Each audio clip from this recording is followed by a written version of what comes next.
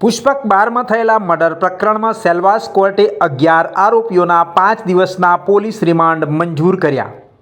મહત્વના સમાચારની વાત કરવામાં આવે તો અગાઉની ઘટના નરોલી ચેકપોસ્ટ પાસેના પુષ્પક બારમાં બોલાચાલી પછી થયેલા મર્ડર કેસમાં સેલવાસ પોલીસે 11 આરોપીઓને હિરાસતમાં લીધા હતા, જેને કોર્ટમાં રજૂ કરવામાં આવતા 11 આરોપીઓને 5 દિવસના પોલીસ રિમાન્ડ કોર્ટે મંજૂર કર્યા।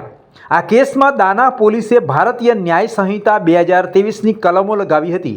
આ કેસમાં પોલીસે 11 આરોપીઓને હિરાસતમાં લીધા હતા અને પૂછપરછ પણ કરવામાં આવી હતી। આ દરમિયાન 11 આરોપીઓએ ગુનાની કબૂલાત પણ કરી હતી।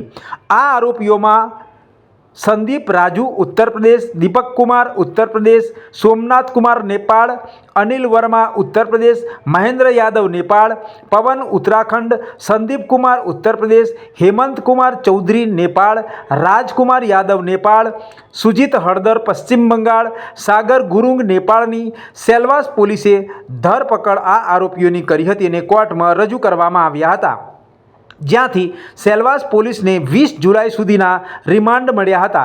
આ કેસમાં પોલીસે ગુનાને લગતા પુરાવાઓ એકત્રિત કરી અને પોલીસ ચાર્જશીટ પણ દાખલ કરશે।